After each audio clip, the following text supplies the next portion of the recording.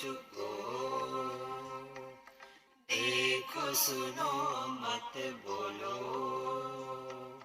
Wherever, whenever, whatever you are, be 100% करे नाटक, किसी को आओ मत कहो, किसी को जाओ मत कहो।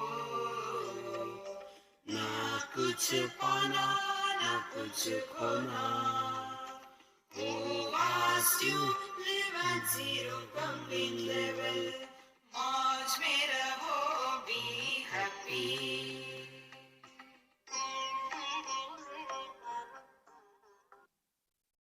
श्री कृष्णा श्री कृष्णा श्री कृष्णा श्री कृष्णा।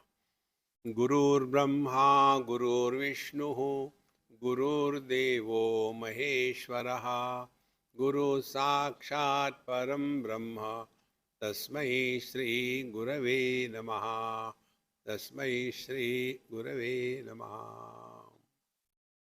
अतस्मिन् तद्बुद्धि प्रभवति विमूढस्य तमसा, विवेकाभावाद् वै स्फुरति भुजगे रज्जुदिषणां, ततो नर्थव्राता निपतति सदा समादातुरधिकः, ततो यो सद्ग्राहः स हि भवति बन्धः शृणु सखे।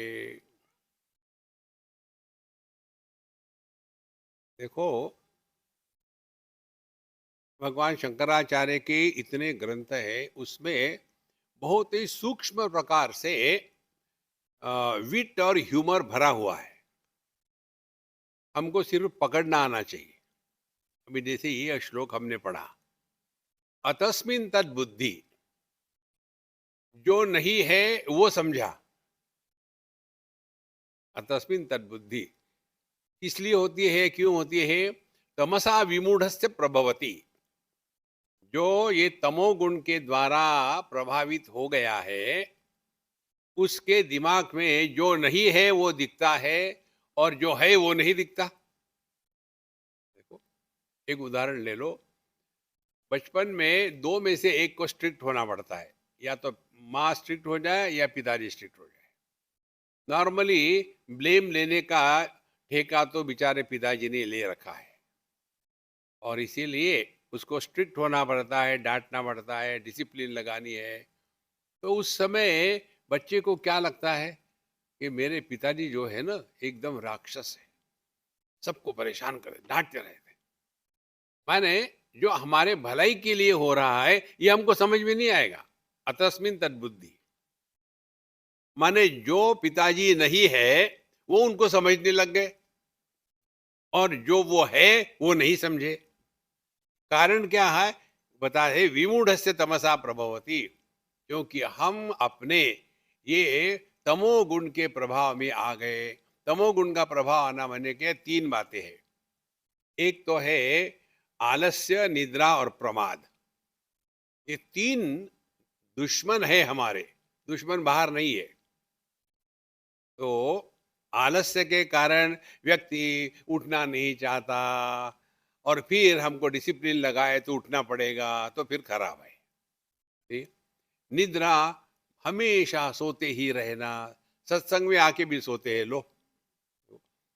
और प्रमाद, फिर एक बार आदमी को गलती करने की आदत हो गई तो वो गलती करने में एक्सपर्ट हो जाता है। देखो, वही गलती रिपीट करेंगे। तो ऐसा जो व्यक्ति है, वो जो नहीं है वो देखता है, जो है वो नहीं देखता।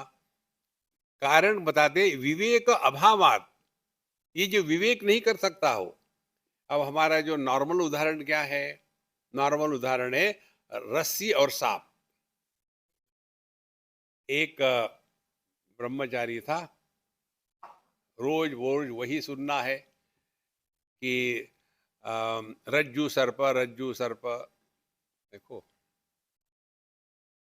यही पुणे की बात है, पता नहीं कहाँ है वो अम्मा, उसका नाम रज्जू था, रज्जू अम्मा। हमने कहा तुमको देख करके मुझे सांप ही दिखता है, रज्जू नहीं दिखती। तो है रस्सी, दिखता है सांप। ये सुन सुन के उसके दिमाग में ऐसा भर गया है कि केवल रस्सी ही है, सांप कहीं नहीं है। लेकिन एक बार क्या हो गया, उसको कहीं जाना था, तो गुरु महाराज ने बताया अपना बिस्तर बांध और निकल, वहां जाना है तुमको। अब उसने अपना तौलिया सब रख करके लपेटा, और फिर उस समय जिप वगैरह नहीं थी, तो रस्सी से बांधना है, वहां एक सांप था। अब उसने सोचा है, सांप तो होता ही नहीं, रस्सी ही होती है, और सांप को लेकर के बांधने लग गया। देखो कितना मजा आएगा सांप को। विवेका वाहवाद भाई फुरति भुजगे रज्जुदिषणा कि ततः उसके पश्चात अनर्थ व्रातः निपतति समादातुम अधिकः। उसके बाद एक के बाद एक समस्या ही समस्या है और कुछ नहीं। अब ये अपने में उतारो, हम है सच्चिदानंद परमात्मा स्वरूप, हमने अपने आप को देह मान लिया है, अनर्थ व्राता, इसके पश्चात एक के बाद एक समस्या है।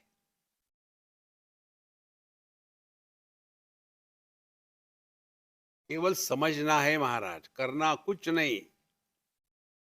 सभी समस्या का मूल हमने अपने आप को देह मान के रखा है। दूसरी बात, देहात्म भाव का त्याग नहीं हो सकेगा। तीसरी बात, हो सकता है तो केवल एक, हम देहात्म भाव को सत्य न माने तो कैसे जिए? तो जो जो हमको करणीय है वो बढ़िया से बढ़िया करे और रिलैक्स हो जाए, फंसे नहीं कहीं। देखो इसीलिए ततो अनर्थ व्राता निपतति समाधातुरधिका ततो यो असद्ग्रह सही बंध भवती शृणु सखे। तो हमने जो अपने आप को देह माना है वही बंधन है, और यह माना ही तो है, तो उसको उल्टा मानो ना कि हम परमात्मा स्वरूप है, और ऐसे खेलते रहो। हम बता दें आपको, हम मेडिटेशन फेवर में नहीं है, मेडिटेशन मत करो, मेडिटेशन खेलते रहो। जब हम कुछ खेलते हैं ना बच्चों के साथ, तो वहां मुझे जीतना है, मुझे हारना नहीं, ये भाव नहीं आता। फिर किस लिए खेल रहे हैं? उस बच्चे को बिजी रखने के लिए, टाइम पास, बाकी कुछ नहीं। इसी प्रकार से अपने मन को बिजी रखने के लिए मेडिटेशन मेडिटेशन खेलो। अच्छा मेडिटेशन करना, चलो खेलते हैं, क्या है? हाँ मैं ब्रह्म हूं, तो खेलो। ब्रह्म हूं माने क्या? ब्रह्म हूं माने ब्रह्म तो अनंत है, जिसका आदि नहीं, मध्य नहीं, अंत नहीं है, जिसमें विकार नहीं है, जिसका अभाव नहीं है, वो ब्रह्ममय हूं। अब खेलो, अब खेलते रहे, चुप नहीं बैठना, अपने आप से बोलते रहो। अच्छा यदि ऐसा है तो ये आकाश का अनुभव कैसा होगा? क्योंकि आकाश का आदि नहीं, मध्य नहीं, अंत नहीं, विकार नहीं, लेकिन एक चक्कर है, आकाश अभावात्मक है। यार मैं तो ऐसे अभावात्मक नहीं हूं, तो फिर मैं क्या हो सकता हूं? खेलो फिर। धीरे धीरे धीरे धीरे हमारा जो मन है योग्य दिशा में विचार करना सीखेगा। हम विचार कहाँ करते हैं? हम कंप्लेन करते हैं। ये कंप्लेन करना बंद कर दो, किसी से कुछ मत पूछो, अपने आप ढूंढो। देखो जैसे साइंस में होता है साइंटिफिक डिस्कवरी। डिस्कवरी माने क्या? Something is already there, you don't have to create, but it was covered by wrong notions. देखो the law of gravity was not created by Newton, he discovered. कल्पना करो यदि मैं न्यूटन के साथ होता लंदन में, उनके साथ जा रहा था, और वहां वो एप्पल नीचे गिरा, तो मैं क्या करता? उसने क्या किया? तो मैं उस एप्पल को उठा करके साफ करके खाना शुरू करता। दूसरा आता ही क्या है अपने को? उसने चिंतन शुरू किया, ये फल नीचे क्यों गया, ऊपर क्यों नहीं गया? चिंतन शुरू हो गया। देखो महाराज, इसीलिए जो चिंतक होते हैं वो भोगी नहीं होते। तो ततो यह असद्ग्रह सही भवती बंध शुरू सके। तो ये देहात्म भाव से निवृत्त होना है, यही आध्यात्मिक साधना है। करना कुछ नहीं है, खेलते रहो हमेशा। जैसे आकाश किसी का विरोधी नहीं है, हमको किसी से कुछ लेना देना नहीं, ना कहूं से दोस्ती, ना कहूं से बैर, सबके साथ प्यार में रहो। जो जैसा है वैसा है, अपन को क्या फर्क पड़ता है। इस प्रकार से धीरे धीरे अपने जगत के साथ व्यवहारों में परिवर्तन आएगा। और यदि ये हमको ठीक करना है ना, तो ये जो अनावश्यक न्यूज़ होती है, उसको सुनकर के दिमाग में कूड़ा कचरा न भरे। अखंडानित्यद्वय बोध शक्त्या स्फुरन्त्यमात्मानमनंत वैभवम समावृणोत्यावृत्ति शक्ति एषा तमोमयी राहु इवार्कबिंबम। जैसे राहु सूर्य के बिंब को निगल लेता है, उसी प्रकार से अखंड नित्य अद्वय बोध शक्त्या स्फुरति स्फुरंतम आत्मानम अनंत वैभवम। अपना जो अनंत वैभव है वही अपनी ही अखंड शक्ति के द्वारा प्रकट हो रहा है। समावृणोति आवृत्ति एष शक्ति। लेकिन यह अपना ही वैभव, यह आवरण शक्ति जो है, देखो ये इसको ढक देती है। कौन सी है ये? तमोमयी। तमोमयी माने क्या? जगत के विषयों को इतना महत्व दे देते हैं कि हम उसके सिवा रह ही नहीं सकते। सबसे सिंपल उदाहरण ले लो आप, विषयों के प्रति कोई भी विषय ले लो, समझो बीड़ी सिगरेट ले लो, इतना उसमें आसक्त हो जाते हैं कि उसके सिवा जिंदा रह ही नहीं सकते। और फिर पूरा जीवन धूम्रपानम शतगोदानम एक एक कश गंगा स्नानम उसी में निकल जाता है। इसीलिए महाराज, यह तमोमयी शक्ति का तात्पर्य है जगत के विषयों को अनावश्यक महत्व देना। एक हम आपको एक्सपेरिमेंट बताते हैं, और मैं गारंटी से कहता हूं कोई नहीं करेगा इसको। फिर क्यों बता रहे? मैं अपने आप को बता रहा हूं। मना सज्जना भक्ति पंथे जिदा। तो क्या एक्सपेरिमेंट है? आप जिस कमरे में रहते हो घर में, उसमें से सब सामान हटा रहा है, एकदम खाली 4 दीवार, और सेंटर में आप जमीन पर या आसन पर बैठो और देखो उस समय आपके मन की स्थिति। हर एक वस्तु का अपना एक व्यक्तित्व होता है, उस व्यक्तित्व का प्रभाव हमारे मन पर पड़ता है। आप लोगों का ये अनुभव होगा, कई बार हम किसी मंदिर में चले जाते हैं, मन एकदम शांत हो जाता है। हम अपना एक अनुभव आपको बताते हैं। हम कुआलालंपुर में गए थे, और जो सज्जन हमको ले गए थे वो उत्तर भारतीय थे। तो वहाँ उत्तर भारतीय मंदिर था, चकचकाट चारों तरफ, मार्बल लगा हुआ, लाइट है, रिफ्लेक्टर है, और दुनिया भर की बिल्कुल माने जितना मॉडर्न हो सके। और भगवान को भी इधर से लाइट उधर से लाइट। और वहाँ के जो पंडित जी थे, मैं जब नमस्कार कर रहा था, कहते, स्वामी जी आप किसी को जानते हैं क्या? मुझे ऑस्ट्रेलिया का वीज़ा चाहिए, आप कुछ करिए। भगवान के सामने बैठे हैं। तो मैंने कहा ठीक है, मैं ट्राई करूँगा। फिर निकल गया। और जब मैं आया बाहर, ऐसा देख रहा था, तो जहाँ रहता था वहाँ से दूर एक मंदिर का कलश और फ्लैग देखा। तो मैंने सोचा क्या हो सकता है, टाइम तो था ही मेरे पास। तो मैं चला, कम से कम 1 किलोमीटर दूर होगा। वहाँ गया, वो दक्षिण भारतीय मंदिर था। किसका था मुझे पता भी नहीं था। ऐसा ही मैं गया, सिंपल, कोई लाइट नहीं, चकचकाट नहीं, कुछ नहीं, काले पत्थर का बना हुआ। और मैं जैसे वहाँ गया, वहाँ बाहर का जो मंडप होता है, वहाँ बैठ करके एक क्षण में मानो मैं गायब हो गया, एकदम एक क्षण में। 5 मिनट 10 मिनट, हाँ, 2 घंटे तक मैं बैठा। 2 घंटे के बाद मैं जब उठा, तो मैं मैनेजर के पास गया। हमने कहा यहाँ के पंडित जी कौन है? बोले वो है, वो जो लुंगी पहने हैं ना, वो है। तो मैं उनके पास गया, तो मैंने उनको नमस्कार किया। बोले महाराज आप क्यों कर रहे हैं नमस्कार? हमने कहा मैं इसलिए कर रहा हूँ कि मुझे आपसे बहुत सारी चीज़ें सीखनी है। बोले मैं आपको क्या सिखा सकता हूँ? हमने कहा देखो, आप अपने बारे में बताओ, आप कुआलालंपुर में कहाँ कहाँ घूमे हो, कब से हो यहाँ? बोले यहाँ मैं पिछले 30 साल से हूँ, मैं इस मंदिर के प्रांगण के बाहर कहीं नहीं गया 30 साल में। और फिर क्या करते हो? बोले सुबह से शाम तक मैं बिजी रहता हूँ।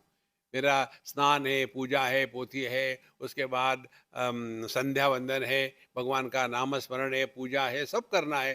फिर मैं खाना बनाता हूँ, भगवान को भोग लगाता हूँ। बाहर का खाना नहीं, भगवान के लिए पिज्ज़ा मंगाया ऐसे नहीं, मैं सब करा करके करता हूँ। भगवान को देने के बाद फिर मैं खाता हूँ, स्वयं पाकी हूँ। 30 साल से कर रहा हूँ।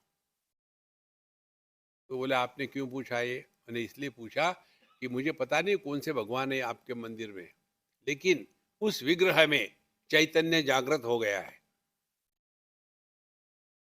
देखो, विग्रह में चैतन्य जागृत होता है जब वहां की पूजा पोथी बड़ी पवित्रता से करते हैं। वहां कुछ नहीं था, बाहर घूमना नहीं, इधर नहीं उधर नहीं, कुछ नहीं, केवल उसी में लगे हैं। शिवो भूतवा शिवम यजेत।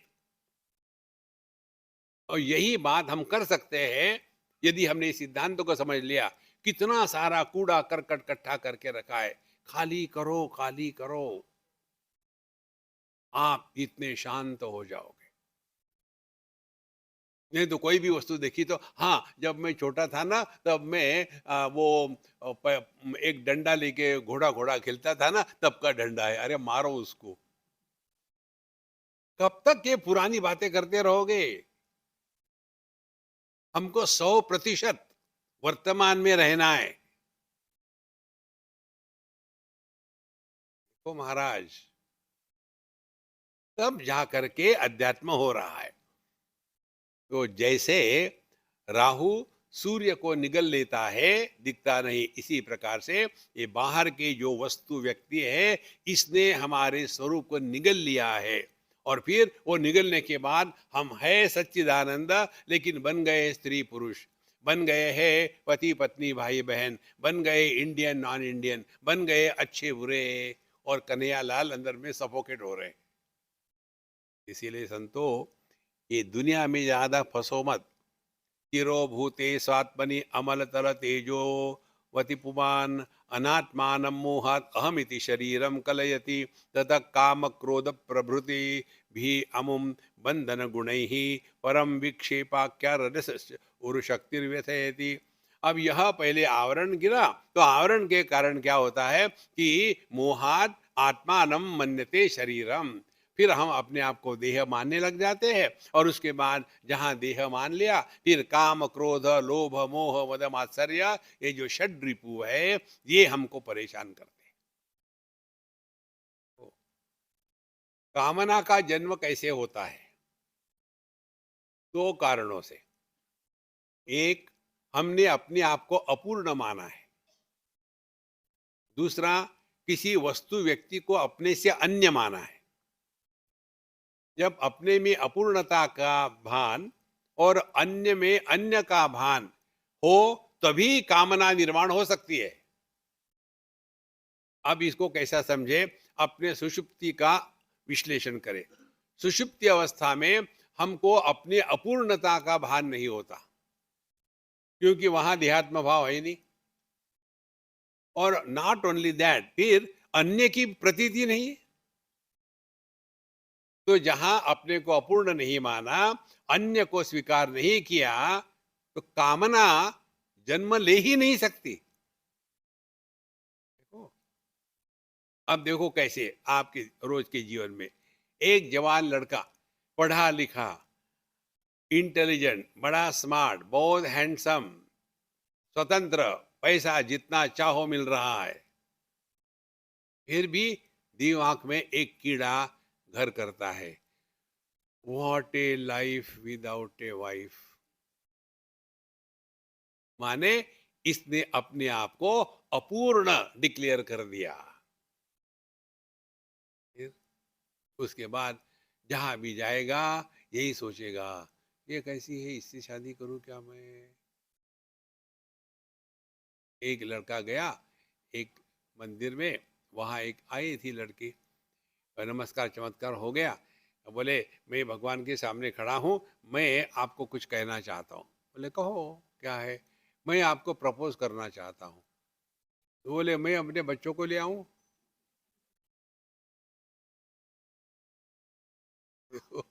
तुरंत कैंसल। तो महाराज, जहां अपूर्णता है वही इच्छा है, जहां अन्य है वही इच्छा है। हमको अपनी इच्छा नहीं होती, हमको अन्य की इच्छा होती है। जैसे हमारे हाथ में घड़ी है, हमको अपने घड़ी की इच्छा नहीं होगी, आपके घड़ी की इच्छा होगी। तो ये दो बातें स्पष्ट समझ लेना है। तो काम कब होता है? जब हमने अपने में अपूर्णता की कल्पना करी है, फिर अन्य में दूसरी कल्पना करी है। यह वस्तु आवश्यक है, यह वस्तु सुख का साधन है, इस वस्तु के सिवा मैं अपूर्ण हूँ, ये न के न प्रकारेण मुझे ये वस्तु प्राप्त करनी ही है। ये जो मन के अंदर में खुश खुश चलता है ना, यही है कामना का जन्म। और एक बार मन में काम तैयार हो गया, कामना पैदा हो गई, उसके दो परिणाम हो सकते हैं। या तो कामना पूरी होगी या नहीं होगी। कामना पूरी नहीं होगी तो उसी अपूर्ण कामना को ही क्रोध कहते हैं। और यदि कामना पूरी हो गई उसी को लोभ कहते हैं, और चाहिए और चाहिए। देखो महाराज, इसका कोई अंत नहीं है। इसीलिए काम क्रोध लोभ मोह मद मात्सर्य यही हमारे दुश्मन है। इससे ही हम परेशान होते हैं। कहते हैं ततः काम क्रोध प्रवृत्ति भी अमुम बंधन गुण ही परम विक्षेपाख्या रजस उरुशक्तिर व्यथयति। फिर ऐसा व्यक्ति रजोगुण के प्रभाव में आ गया है और वो हमेशा परेशान रहता है, शांत नहीं रहता। कारण एक ही है, अपने आप को अपूर्ण माना है। इसीलिए मेडिटेशन करेंगे। ये जितना मेडिटेशन करने वाले महादुखी होते हैं। कई लोग, हम आपको बताएंगे नहीं नाम और स्थान कहाँ से आए, एक बताते सिंपल बात। एक लड़का था, कोई पता नहीं कौन था, हमेशा मुझे मैसेज भेजता था, ईमेल भी लिखता था। स्वामी जी मुझे बताइए, मैं बहुत परेशान हूँ, मैं क्या करूँ कैसे करूँ। एक बार दो बार मैंने कहा लुक, मेरा बम्बई में सत्संग होता है, सुबह में वहाँ आ जाओ, सत्संग सुनो, मैं बाद में बात करूँगा। वो आया वहाँ, सत्संग के बाद आया, बोले स्वामी जी आपने मुझे बुलाया था। मैंने, तुम कौन हो? बोले मैंने आपको ईमेल लिखा था। हाँ बोलो क्या है? अपने माँ बाप के साथ आया था। लड़का कितना था? 28-30 के बीच में। कैसा? झोंबी के जैसा, पढ़ा लिखा। बोले क्या हो गया? बोले पता नहीं, मैं वहाँ गया था, वहाँ मैं 8 साल तक रहा, आश्रम की सेवा करी, मेडिटेशन किया, योगा किया, सब कुछ किया, तो फिर मुझे वहाँ से हकाल दिया। तो मैंने बोला मुझे आप लोगों से बचना है, इसीलिए मेरा कोई आश्रम नहीं। ये तो वहाँ से मेरे आश्रम में टपकोगे। देखो महाराज, ये क्या हो गया, मैं क्या करूं? हमने कहा जिस उन्हीं को पूछो जो क्या करना है। यह उल्टा सीधा मत करना, शांत रहो, अपने विचारों को ठीक करो। अविचार कृतो बंधः विचारेण निवर्तते। जितनी समस्या है यह गलत विचारों की है। अपने विचारों को ठीक करना यही अध्यात्म है। और उसके लिए सत्संग सुबह और शाम, चाहे आप खाना खाओ ना खाओ, चाहे नहाओ या ना नहाओ, जुम्मे के जुम्मे। लेकिन यदि सत्संग की बात आती है तो रोज दिन में 2 बार, सुबह में जिस सत्संग को सुनोगे उसी को शाम को सुनो। देखो महाराज, इससे क्या होता है ध्यान से सुनना। एक हमारी अम्मा है, बहुत अमीर घर की, करोड़ोंपति, घर में उनके 10 नौकर। उसने कभी अपने हाथ से पानी का गिलास नहीं उठाया, इतनी अमीरी। अब बच्चों की शादियां हो गई, बच्चे चले गए, फिर मुझे कहती है कि स्वामी जी मैं अब किसी आश्रम में जाकर के सेवा करना चाहती हूँ। तो मैं बहुत हंसा जोर से। बोले आप क्यों हंस रहे? हमने कहा जोक होता है तो हंसना पड़ता है ना, तो इसमें क्या जोक है? तुमने क्या सेवा करी है आज तक बताओ मुझे? तुमने एक गिलास अपने हाथ से नहीं उठाया। वहां जाओगे आश्रम में, मंदिर में सेवा करने के लिए, क्या करोगी? गणेश जी को ऑर्डर करोगे, गणेश जी ठीक ठीक आशीर्वाद देना, हाँ दूसरा आ जाए। तुमने जीवन में ऑर्डर देने के सिवा कुछ किया ही नहीं है, क्या सेवा करोगे? स्वामी जी आप जो कहते हैं ठीक ही है, फिर मैं क्या करूं? हमने कहा मैं बताऊंगा, करना है करो, नहीं तो भाड़ में जाओ, मुझे कोई मतलब नहीं। बोले बताइए। फिर मैंने उनको कहा कोई भी एक ग्रंथ ले लो, जैसे कैवल्य उपनिषद है या तत्वबोध है, आत्मबोध है या विवेक चूड़ामणि, कोई भी एक ग्रंथ ले लो और उसके जो हमारे सत्संग है उसको रोज सुनो। सुनते समय कान में लगाओ, सुनो लिखो, सुनो लिखो, सुनो लिखो। लिखने के बाद डीटीपी करो, डीटीपी होने के बाद फिर उसको वर्ड फाइल में मुझे भेजो और फिर मैं उसको करके करेक्शन, फिर हम जो करना है करेंगे। और भगवान की कृपा वो लग गई उसमें। जब ऐसे लगने के बाद देखो कैसी मजे की बात है, फिर मैं 4-6 महीने के बाद उनके यहाँ गया, तो उनके जो नौकर लोग थे वो मुझे आकर के कहते हैं स्वामी जी आपने बीबी जी में क्या जादू कर दिया है, क्या हो गया? अब वो गुस्सा नहीं करती, अब वो डांटती नहीं है। उनको पता नहीं था कि अपने में परिवर्तन आ रहा है, लोगों को पता चला परिवर्तन आ रहा है। ओ, पुष्प को पता नहीं होता कि मुझ में सुगंध है, अन्य को पता चलता है। छोटी बच्ची जब बड़ी होती है, उसकी प्यूबर्टी आने लगती है, उसको पता नहीं होता, बाकी लोगों को पता चलता है ये ऐसा बिहेव कर रही है क्योंकि अब वो जवानी में आ रही है। इसी प्रकार से अपने में परिवर्तन आने लग जाता है। और एक दिन किसी कारण से वो गुस्सा कर गई। गुस्सा कर गई तो उसके सास ने क्या कहा, बेटा तुम आजकल वो स्वामी जी का लिख नहीं रही क्या? देखो कितनी बड़ी बात है, अपने विचारों को ठीक करो महाराज, बाकी सब ठीक है। इसीलिए महामोह ग्राह ग्रसन गलितात्मावगमतः धिया नानावस्था स्वयं अभिनयन तद्गुणतया अपारे संसारे विषय विषपूरे जलनिधौ निमज्जन उन्मज्जन अयम भ्रमति कुमति कुत्सित गति ही। और उसके कारण ये मोह में आने के कारण यह अपने आप को देह मान करके, जीव मान करके, मन की बुद्धि की जो भिन्न अवस्था है उसी के साथ तादात्म्य करता है। मन में क्रोध आया तो क्रोधी हो गए, और कंफ्यूजन हो गया तो कंफ्यूज हो गए, उससे अलग होना सीखा ही नहीं। इसके लिए हमने जो आपको मंत्र दिया है, देखो सुनो मत बोलो, हमने अपने मन को ट्रेनिंग दिया है, जो भी देखो जो भी सुनो बोलना है। चुप रह के देखो ना।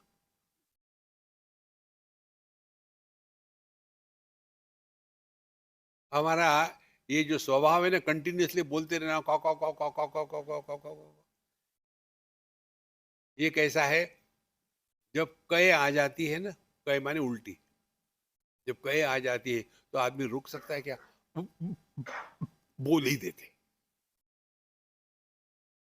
एक बार की बात है, मैं बम्बई में था और हमारी अमृतानंदमयी माँ वहाँ आई थी नेरुल में।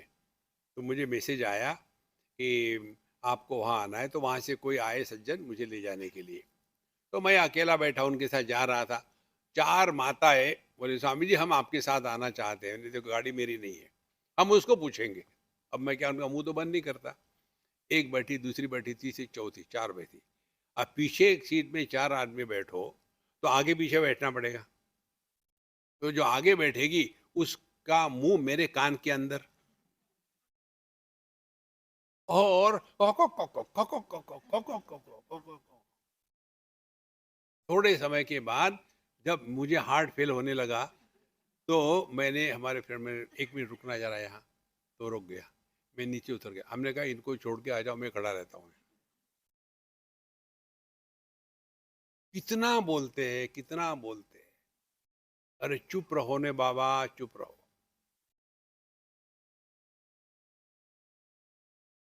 देखो बहुत बड़ी साधना है ये। आवश्यकता है तब बोलो, बोलने के पहले प्रश्न पूछो, बोलना आवश्यक है क्या? आवश्यक नहीं लेकिन, अरे इसीलिए फिर मन के बुद्धि के जो जो विकार है उसी के अनुसार हमारा व्यवहार होने लगता है, और फिर अपारे संसारे विषय वश पूरे जल निधौ, फिर यह जो भयानक संसार है विष से परिपूर्ण है, उसमें निमज्जन उन्मज्जन, फिर उसमें डूबते हैं निकलते हैं, डूबते हैं निकलते हैं, भ्रमति कुमति कुत्सित गति ही। इसी को कहते हैं पुनरपि जननम पुनरपि मरणम पुनरपि जननी जठरे शयनम। देखो, ये बात समझ लेना स्पष्ट, ये सिद्धांत की बात है, किसी ने कही इसलिए नहीं। ये बात समझ लेना, हमारे जो ग्रंथ है धर्मशास्त्र सनातन धर्म के, वो किसी व्यक्ति को नहीं बताया है, ये सिद्धांत है। जैसे फिजिक्स केमिस्ट्री मैथमेटिक्स, ये किसी व्यक्ति ने निर्माण नहीं किए हैं। लॉज ऑफ ग्रेविटी या बाकी जो है natural laws, they are not produced by somebody, they are eternal. यही सिद्धांत इटर्नल है। देखो, धीरे धीरे ये बात समझ में आ जाती है ना, तब देखो आप एकदम समझ में आएगा कि पूरी जो हमारे शास्त्र में बताया है,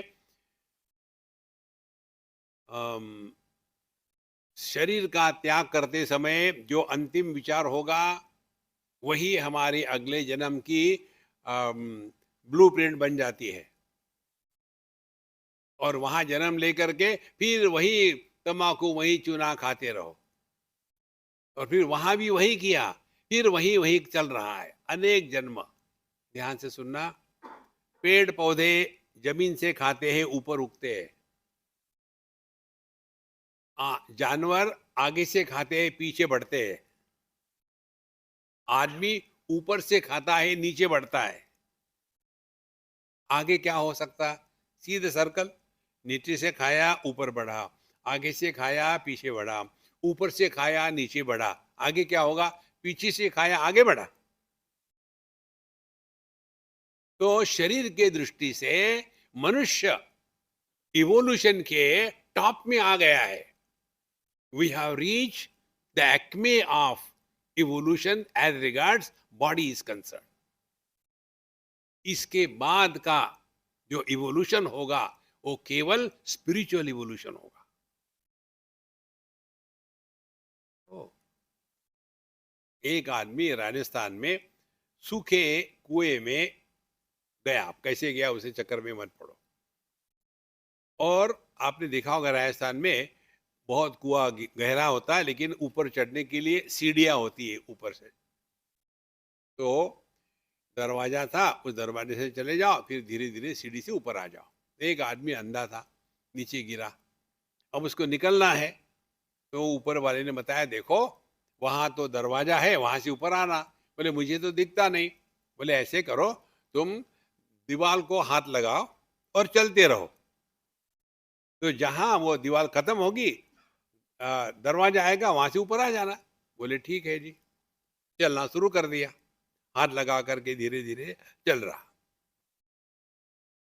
और जब वो दरवाजा आया, उस समय उसको खुजली आई। तो चल रहा है, यार अभी तक नहीं आया, पता नहीं कहाँ है दरवाजा, इतनी बड़ी है क्या ये कुआं में, और खुजलाने लग गया। तब तक दरवाजा निकल गया, फिर चक्कर में पड़ा। यही हमारी आपकी स्थिति है। हम इस कुएं में पड़े हैं, अब ये दरवाजा है हमारे स्वरूप को पहचानने का, स्वर्ग में जाने का नहीं। देखो हमारे शास्त्र में स्वर्ग में जाना यह पाप है। वहां जाके करोगे क्या? वही भोग ना। देखो, कोई शादी करके यदि हनीमून के लिए जाए, वहां मेडिटेशन करेगा? देखो संतो, इस स्वर्ग की लालच मूर्खों के लिए होती है, ये सत्य नहीं है। ओ संतो, ये इसलिए बताते हैं कि अब ये दुनिया में ज्यादा आकर्षित मत रहो। ये हमको बढ़िया मौका मिला है, इसी जीवन में हमारे माध्यम से परमात्मा प्रकट होवे। परमात्मा को हाथ नहीं है, वो खाली हाथ ढूंढ रहा है। लेकिन हमारे हाथ बिजी है क्राइम करने में, दूसरों को मारने में, लूटने में।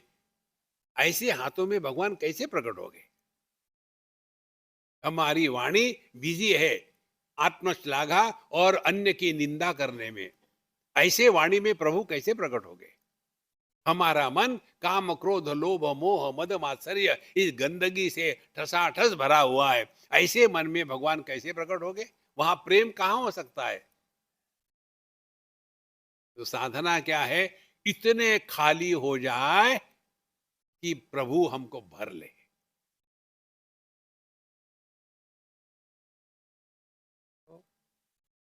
जब मैं था तब हरि नहीं, जब हरि है तब मैं ना ही, कबीर जी महाराज कहते। यह साधना है। बाहर का जो करना है करते रहो, लेकिन ध्यान हमको इधर देना है। इसीलिए यह जो अनेक जन्म की बात आती है शास्त्रों में, ये बताने के लिए कि अब बहुत हो गया, बहुत हो गया। Now make use of this best opportunity. यदि वो हम नहीं करेंगे तो ठीक है, ये चलता रहेगा, दुखी रहते रहो। भानुप्रवास भानुप्रभास जनिता भ्रपंक्ति भानुतिरोधाय विजृंभते यथा आत्मोदिता हंकृतिरात्म तत्वम तथा तिरोधाय विजृंभते स्वयं।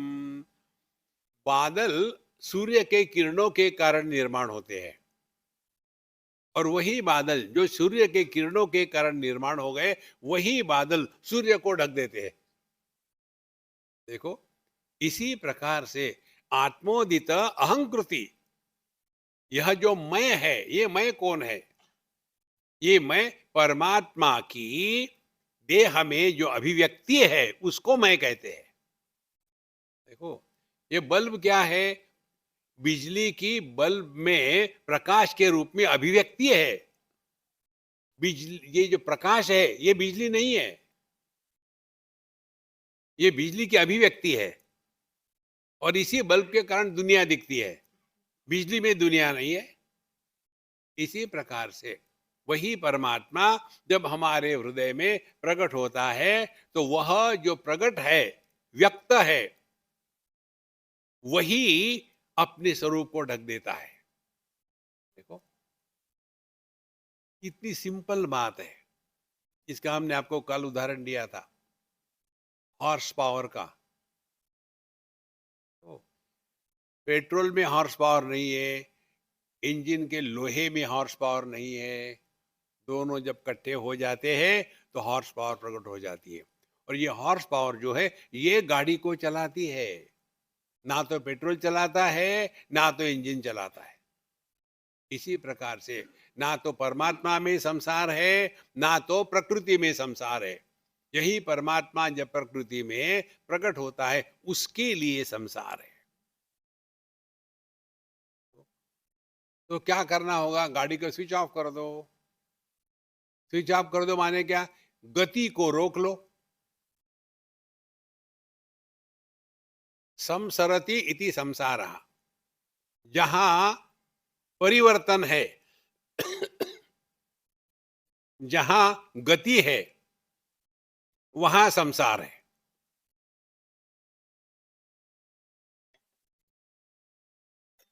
अब गति कहाँ है?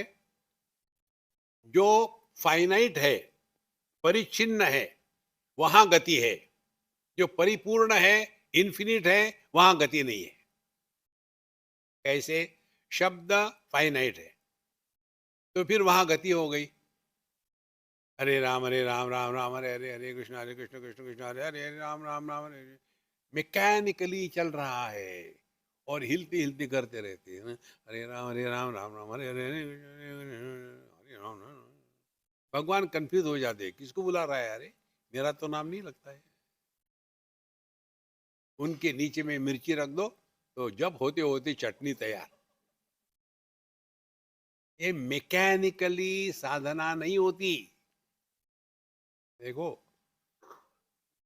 समझना है। जहां गति है, वहां संसार है। तो क्या करे? गति को रोके। ऐसे रोके गति को, शब्द का उच्चारण किया, ओम नमः शिवाय, खत्म हो गया। फिर शांति है। अब ये शांति को भंग मत करो।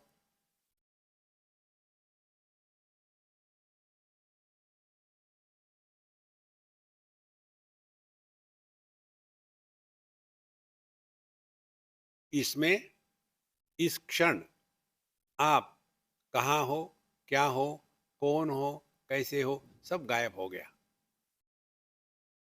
केवल होना मात्र, निर्विशेष सत्ता, कोई विशेषता नहीं है। जहां विशेषता आ गई वो छोटा हो गया। दृष्टि निर्विशेष है, रूप रंग विशेष है, श्रवण शक्ति निर्विशेष है, शब्द विशेष है। देखो, आकाश निर्विशेष है, पूर्व पश्चिम उत्तर दक्षिण विशेष है। धीरे धीरे धीरे धीरे यह बात जब हृदय में उतर जाती है ना, तब ये समझ में आता है कि ये जो मैं है, ये कौन है, कहाँ है। ये जो उदाहरण आपको दिया था, इस पर थोड़ा चिंतन करो। हमने बताया था अपने किसी प्रवचन में, जर्मनी की बात है। हमारा सत्संग होने के बाद 2-3 दिन का, तो एक वहाँ की जो अम्मा थी, उसने मुझे कहा, स्वामी जी आपने मेरे जीवन में 25 साल पहले आने चाहिए थे। हमने कहा फिर भी मैं तुमसे शादी नहीं करता। बोले नहीं नहीं, उसके लिए नहीं। किसके लिए? बोले मैंने 3 बार डाइवोर्स किया। अब मुझे समझ में आया मेरे डाइवोर्स का कारण मेरी ही गलती है, किसी की नहीं। अब मैं क्या करूं? हमने कहा चौथी बार कर लो, फिर डाइवोर्स मत करना। फिर मैंने उसको प्रश्न पूछा, तुमने पहले बार शादी करी तो समझने के लिए यू वर W1 और तुम्हारा हस्बैंड था H1, तो what are the first couple? W1 H1, divorce. फिर W1 चला गया, फिर शादी करी W2 H2, फिर डाइवोर्स हो गया। फिर शादी करी W3 H3। अब ये बताओ, ये W1 W2 W3 क्या है? कहाँ गए वो? देखो महाराज, इसीलिए ना तो आत्मा मरता है, ना तो जीवात्मा मरता है। जैसे डाइवोर्स के बाद पति मरता नहीं, पत्नी मरती नहीं, वो विधवा भी नहीं होते। फिर क्या होता? कुछ नहीं होता। कारण क्या? कुछ है ही नहीं। तो पति पत्नी नाम की कोई वस्तु है क्या? तो जो नहीं है वो परेशान हो रहा है, और हमको पूछते आकर, स्वामी जी आप हमारे हस्बैंड को सुना समझाओ, वो समझते नहीं। हमने कहा वो समझते तो तुमसे शादी कर दे क्या? तो कब तक इस चक्कर में पड़े रहोगे? ज्यादा फंसना मत इस दुनिया में। ये दुनिया ऐसी ही है, ऐसी ही चलेगी। हमको इसी जन्म में इतना शुद्ध पवित्र खाली होना है कि हमारे माध्यम से परमात्मा प्रकट हो। जैसे जुई का फूल होता है ना, कितना छोटा होता है, कितनी सुगंध होती है उसमें, उसको पता नहीं, अन्य को पता होता है। अपने हृदय में यह परमात्मा प्रकट होने के लिए तरफ तड़स रहा है कि हम चुप बैठो, बोलो मत, बोलो मत, मुझे बोलने दो, मुझे बोलने दो। आगे चलते हैं। आप कहते हैं, कवलित दीननाथे दुर्दिने सांद्र मेघैः व्यथयति हिमझंझा वायुरुग्रो यथैतान अविरत तमसा आत्मनि आवृते मूढ़ बुद्धिम क्षपयति बहुदुःखैः तीव्र विक्षेप शक्ति। तो पहले आवरण हो गया, हमने अपने आप को मान लिया कि मैं पति पत्नी भाई बहन वास्तविक हूँ। और उसके पश्चात फिर व्यथयति, फिर दुख शुरू हो गया। क्यों? कि तूफान आ रहा है और झंझावात का वायु हो गया है, क्या तूफान आ रहा है, ये चाहिए वो चाहिए, ऐसा चाहिए वैसा चाहिए, किसको मिले थे, कहाँ से गए थे, क्या आए थे, नॉन स्टॉप कौ कौ कौ कौ कौ कौ चल रहा है।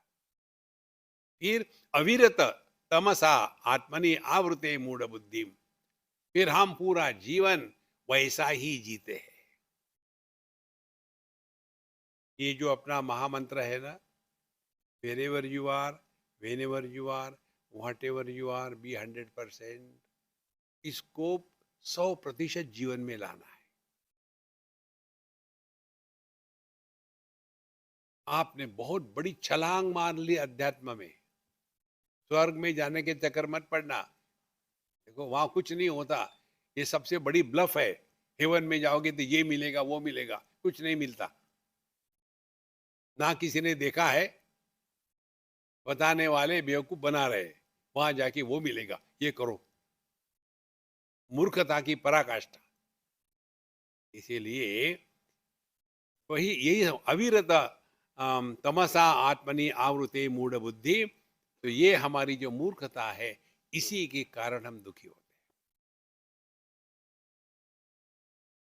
अज्ञान कहो, मूर्खता कहो, तो उसका प्रभाव नहीं पड़ता, समझ में आ जाता है लेकिन उसका प्रभाव नहीं पड़ता। तो क्या कहे, बेवकूफी, हाँ ये समझ में आ गया। अज्ञानी लोग दुखी नहीं होते, बेवकूफ दुखी होते हैं। तो अपने ये बेवकूफी से अपने आप को बचाना है। इसीलिए यह दुनिया में ज्यादा इन्वॉल्व मत होना। एताभ्यामेव शक्तिभ्याम बंद पुंसा समागतः याभ्याम विमोहितो देहम त्वम आत्मानं भ्रमति अयम। तो ये जो दो है, आवरण शक्ति तमोगुण की, विक्षेप शक्ति रजोगुण की, इन दोनों के द्वारा हमने अपने आप को बांध लिया है। देखो,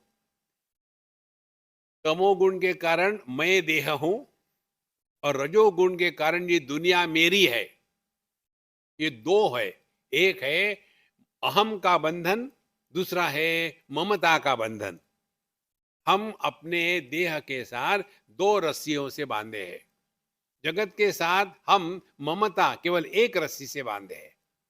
तो एताभ्यामेव शक्तिभ्याम बंधा पुंसा समागता, ये दो शक्तियों के द्वारा मनुष्य बंधन में आता है। और याभ्याम विमोहितो देहम मत्वा आत्मानं भ्रमति, और आत्मानं देहम मत्वा, इस प्रकार से अपने आप को देह मान करके पूरा जीवन इसी में जाता है। यदि हमने अपने जीवन को समझा है, तो आज तक हमने क्या किया। बालस्तावत् क्रीडासक्तः, तरुणस्तावत् तरुणीरक्तः, वृद्धस्तावत् चिंतासक्तः, परमे ब्रह्मणि कोपि न रक्तः। पूरा जीवन ये चाहिए वो चाहिए, ऐसा चाहिए वैसा चाहिए, और जिंदगी उसी में गई है। यदि हम अपने अनुभूतियों से सीखना, यह आध्यात्मिक साधना है, इसको स्वीकार करें, तो आपको क्या मिलेगा। हमको जो मिला है हम आपको बताते हैं। एक बार हम कहीं गए, किसी देश में, नॉर्वे में गए। बहुत ही सुंदर स्थान था। एक हमारे मित्र, उनका कंपनी का एक बहुत बड़ा लकड़ी का बना हुआ बहुत सुंदर मकान था, और हम वहां गए। इतना सुंदर था, क्या बताएं आपको। बहुत बड़ा लेक सामने, समुद्र के जैसा, मीठे पानी का। उसके पीछे में एक दीवाल के जैसा बहुत ऊंचा पहाड़। और हमने जब उतरे गाड़ी से, तो जैसे मानो हमारे सांस रुक गए, इतना सुंदर है। फटाफट फोटो लेने लग गए। नीचे में ग्रीनरी, पानी के पास, थोड़ा ऊपर पहाड़ में एक भी पेड़ पत्ता नहीं, केवल काला पत्थर। और ऊपर चले गए तो वहां बर्फ से ढका हुआ, तो ट्राई कलर वहां दिखा मुझे। तो इतना सुंदर। तो मैंने कहा हमारे फ्रेंड को, यार ऐसा करते मैं यहीं बैठता हूँ, मुझे चाय पानी यहीं दे दो, क्योंकि इतना अच्छा लग रहा, इतना अच्छा लग रहा। फिर दूसरे दिन खाने के लिए ऐसा करते हैं, हम वहीं बैठ लेते, आपको तकलीफ होती है, वहां जाके बैठे। तीसरे दिन खाने के लिए क्या है, वही है कल वाला, कोई नया नहीं बन सकता खाने के लिए। चौथे दिन अब यहां से कब जाएंगे हम? उस दिन मैंने ये बात सीखी, मनुष्य का मन किसी भी वस्तु, व्यक्ति, देश, काल, परिस्थिति, इसके प्रति हमेशा वैसा ही आकर्षित नहीं होता।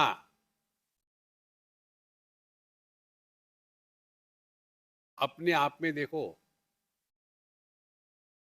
शादी के पहले तुम बिन जाओ कहाँ, शादी के बाद तुम्हारे बिना रहता खुश। देखो महाराज, सीखो। जब आप ये सीखोगे ना, तब आपको पता चलेगा हम केवल एक चीज में कभी बोर नहीं होते, अपने में। तो कितने बार हम दर्पण के सामने जाके खड़े होते हैं, जवान नहीं, बुढ़ा हो हमारे जैसे भी दर्पण के सामने खड़े होते हैं, कभी बोर होते क्या?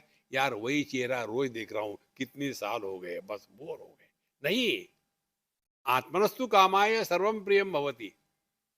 हम अपने आप से जो प्रेम करते हैं, वैसा प्रेम दुनिया के साथ नहीं हो सकता, क्योंकि दुनिया के साथ जो प्रेम है वो मानसिक है, वो बौद्धिक है, वह भोग है। अपने साथ जो अपना प्रेम होता है वो मानसिक नहीं है, वो भोग नहीं है, वो योग है। देखो, जैसे जैसे ये बात समझ में आती है ना, वैसे वैसे व्यक्ति इस दुनिया में ज्यादा फंसता नहीं। सब जगह रहो, सबके साथ रहो, लेकिन अपने आप को कहीं गाड़ के मत रखना। चरैवेति चरैवेति, बीजम संस्कृति भूमि जस्य तु तमो देहात्मधीरंकुरः राग पल्लवमंबुच कर्म तु वपुः स्कंदो सवशाखिका अग्राणीन्द्रिय संहितिश्च विषया पुष्पाणि दुःखं फलम नाना कर्म समुद्भवं बहुविधम भोक्त्रात् जीव खगः। ये इतना सुंदर पोएटिक वर्णन किया है। इसको अंग्रेजी में, हिंदी में बोलना माने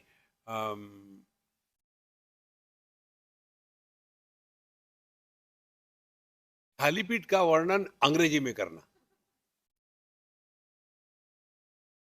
मुझे बताओ, अंग्रेजी में थालीपीठ कैसा बताओगे? देखो, हो गई नहीं परेशानी, उससे भी ज्यादा परेशानी। इतना सुंदर है ये। बीजम संस्कृति भूमि जस्य तु तमः, जैसे भूमिज माने पेड़, पेड़ का जैसा बीज होता है, इसी प्रकार से देहात्मधि, हमारा यह जो देहात्म भाव है, यह का इसका बीज क्या है? तमः, तमोगुण है। तू तमः देहात्मधीर अंकुरः, और फिर उसमें अंकुर फूटा। क्या अंकुर फूटा? कि आत्मधि, मैं देह हूँ। फिर राघव पल्लव अम्बु कर्म तु वपुः, और फिर उसमें राग आ गए, भिन्न भिन्न पत्ते वित्ते आ गए हैं, और फिर कर्म करने लग गए। स्कंदो असवहा, फिर हमारे प्राण है, वही हमारे कंधे है। उसके बाद असवहा शाखिका, फिर उसके अनेक अनेक ब्रांचेस आ रही है। अग्राणी इंद्रिय संहतिश्च विषया, फिर इंद्रियों के द्वारा वो निकलते हैं, और किसी किसी को पकड़ के, आपने देखा होगा ना, जब वो पेड़ बढ़ता है तो उसके डाली जा करके अपने आप को लपेट करके वहां अपने आप को पकड़ के रखती है। तो इंद्रियश्च विषया पुष्पाणि दुखम फलम, और जो विषय है वही पुष्प है, और फल क्या है? दुखम फलम। और इस प्रकार से नाना कर्म समुद्भवम बहुविधम, अनेक प्रकार के कर्म के अनेक प्रकार के फल है। और भोगने वाला कौन है? भोक्ता अत्र जीवहा खगहा, उस पेड़ पर बैठने वाला जो पक्षी है वो है जीव। जहां इस पेड़ से सब खत्म हो गया, अब इसको फल नहीं आते, इसको कुछ पत्ते नहीं है, अब ये पेड़ सूख गया है, अब ये जो पक्षी है जीव यहाँ से उड़ जाता है, दूसरे पेड़ में जाके बैठता है। कितना सुंदर चिंतन है। ये सबका तात्पर्य क्या है? तात्पर्य ये है, पहली स्टेप, हमको अपने आप को देह से अन्य के रूप में स्वीकारना पड़ेगा। यदि इस सत्संग का प्रभाव इतना ही यदि आपके जीवन में आया कि हम देही है, देह नहीं है, इतना यदि आपने ग्रहण किया होगा पिछले 14 लेक्चरों से, तो आपका सत्संग सफल हो गया।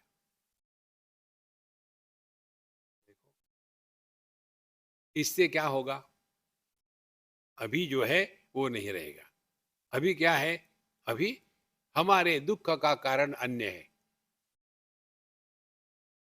यदि ये समझ में आएगा तो क्या होगा कि हमारे दुख का कारण हम स्वयं है, अन्य नहीं है कोई। हम ही डट के खा लेते हैं। तो हमने खाना खा लिया, कैसा था, क्या अच्छा लगा, लेकिन विशेष क्या आपको अच्छा लगा? अब तो बोलना ही है। तो मुंह खोला, जलेबी दिखाई, फिर रख दी। इतना डट के खाएंगे और कहेंगे लोग कितना खिलाते हैं। देखो, आपको अपने आप को बचाना है ना, हम आपको मंत्र देते हैं, नहीं, ये कहना आना चाहिए।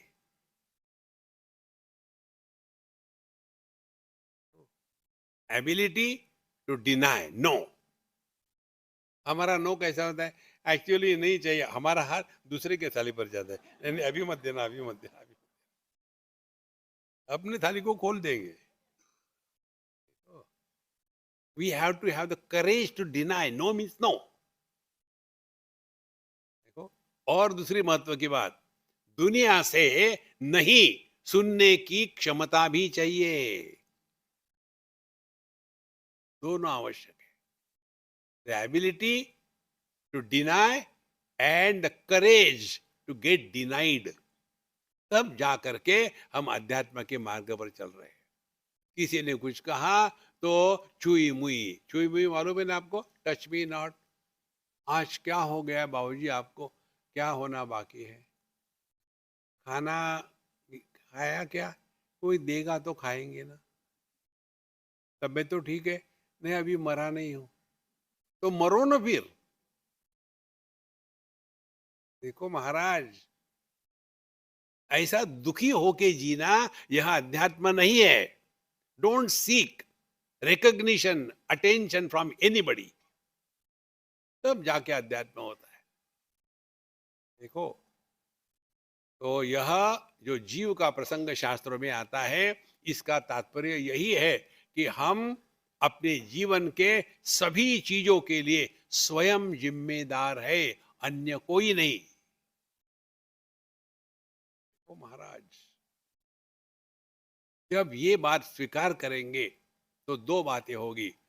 हमारा ध्यान दुनिया से हट जाएगा, दुनिया को बदनाम करने का स्वभाव खत्म हो जाएगा, और फिर हम अपने आप पर काम करने लगेंगे।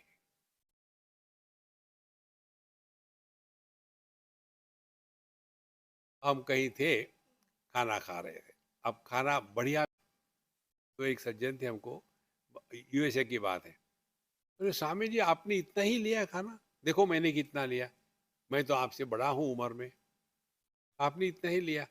हमने कहा नहीं, मैं इतना ही खाता हूँ, ज्यादा नहीं खाता। बोले ऐसा क्यों?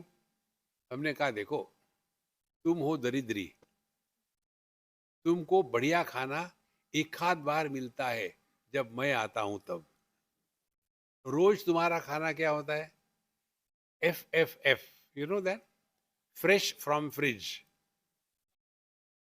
निकाला फ्रिज में से, फिर वो चला गया माइक्रोवेव में, गर्म होकर के पिंडदान के जैसा आपको दिया जाता है। और हम जहां भी जाते हैं ताजा बनता है, बढ़िया बनता है, आपको एक आध बार मिलता है, इसीलिए आप टूट पड़ते हो। हमको तो दिन में 3 बार बढ़िया 12 महीने मिलता है, इसीलिए इतना काफी है। खाना खाते समय हम लोगों का विचार कैसा होता है? दिस इज द लास्ट सफर, दबा लो। अरे भैया, ब्रेकफास्ट के बाद लंच भी है, लंच के बाद शाम की चाय भी है, उसके बाद डिनर भी है। ये हमको लगता है कि बस अभी आखिरी दिन आ गया, लास्ट सफर है, खा कर मर जाओ। अपने आप पर कंट्रोल रखो, उसके लिए मंत्र है नहीं। We have to have that courage to deny and to get denied in this world. तब जाकर के हम अन्य को बदनाम करना और अन्य के कारण दुखी होना बंद हो जाएंगे. अज्ञान मूलयम अनात्मबंध नैसर्गिको अनादि अनंत ईरितः जन्म अपि अयम व्याधि जरादि दुख प्रवाह पातम जनयति अमुष्य. तो ये जो हमारा देहात्म भाव है अज्ञान के कारण, ध्यान से सुनना, इसको आप जिम्मेदार नहीं हो.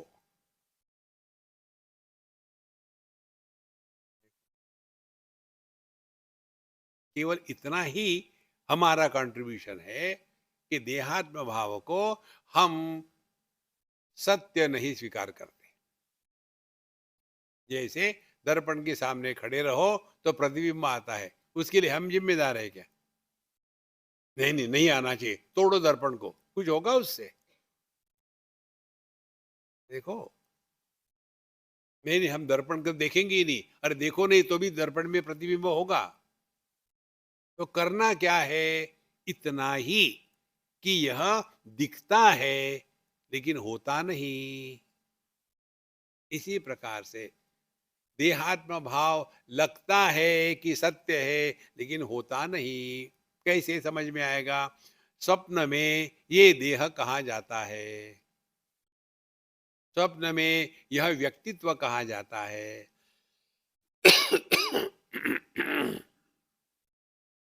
धीरे धीरे ये बात समझ में आएगी. और ये बात समझ में आ गई, कैसे पता चलेगा? हम जगत में ज्यादा सीरियस होकर के नहीं रहेंगे. Live life lightly in the light of wisdom. ज्यादा सीरियस मत होना. ये दुनिया में हमेशा ऐसा ही रहा है.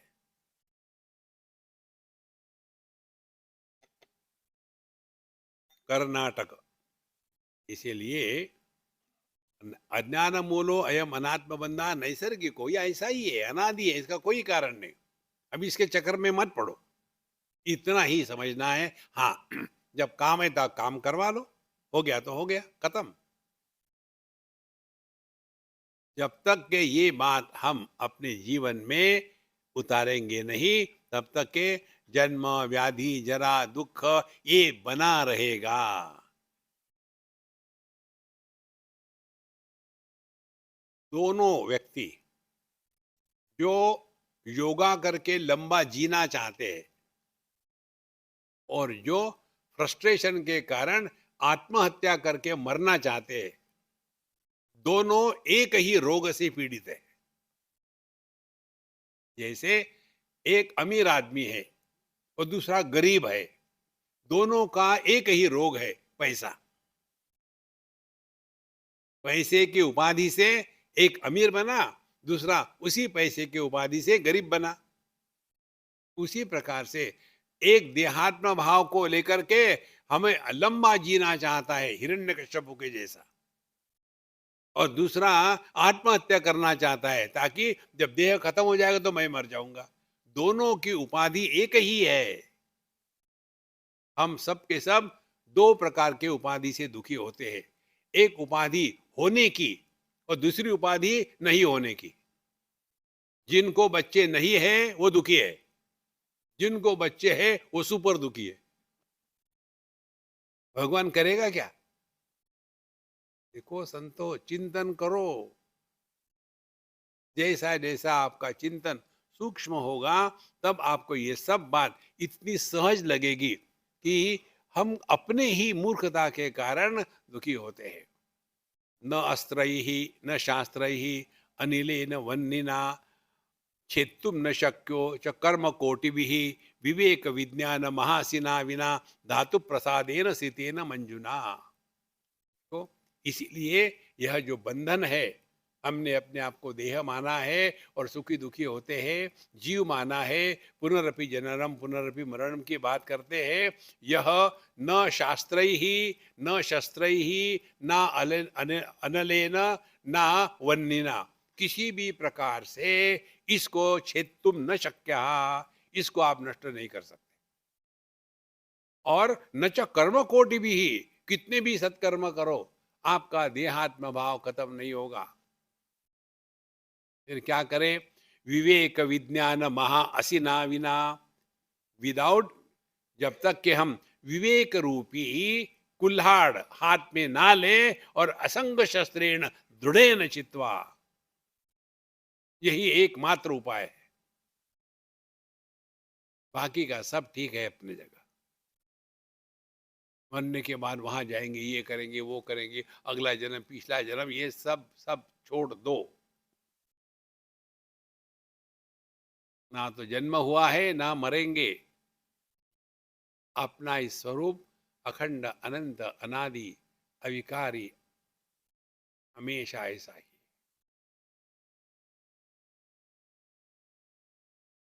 विवेक विज्ञान महा असिना विना। और ये कब होगा विवेक विज्ञान जीवन में, हमारे हृदय में विवेक कब जागृत होगा? धातु प्रसादेन। धातु प्रसाद माने अपने मन को शांत रखना है। प्रसाद का तात्पर्य living at zero complaint level.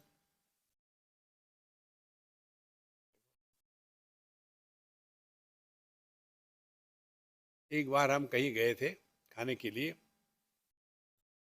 पहली बार उनके गए थे तो बड़े एक्साइटेड थे वो लोग। तो मैंने बोला मैं कुछ बोलूंगा तो ज्यादा एक्साइट हो जाएंगे, तो मैं अपना चुपचाप खा लिया सब। फिर जाने के बाद मुझे उस अम्मा का फोन आया, स्वामी जी मुझे माफ करना। मैंने कर दिया। बोले मालूम है किस लिए? मैंने मालूम नहीं, तुमको मालूम है ना? हो गया माफ, जवाए झंझट, बाल की खाल मत उतारो।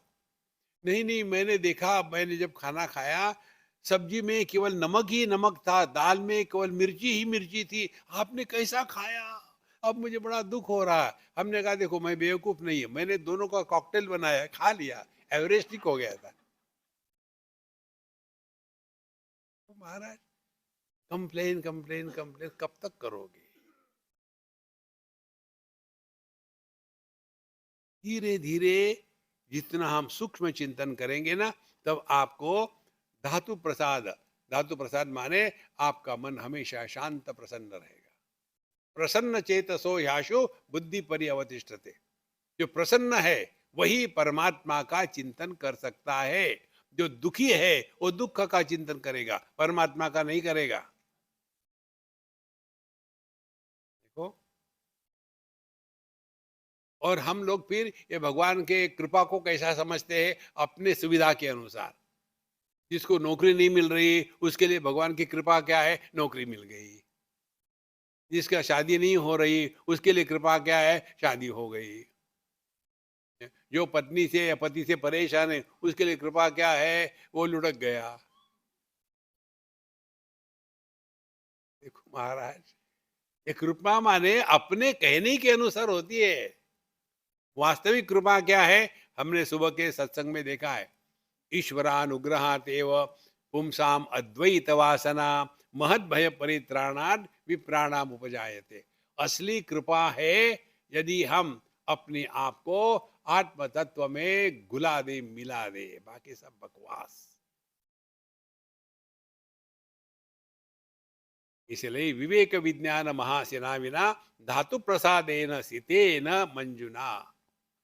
जैसे जैसे हमारा अंतःकरण शांत प्रसन्न रहता है, ऐसे प्रसन्न अंतःकरण में ही आत्मचिंतन होता है। और आत्मचिंतन का तात्पर्य है अनात्म चिंतन का अभाव। आत्मचिंतन नहीं हो सकता क्योंकि आत्मा चिंतन का विषय नहीं है। अनात्म चिंतन के अभाव को ही आत्मचिंतन कहते हैं।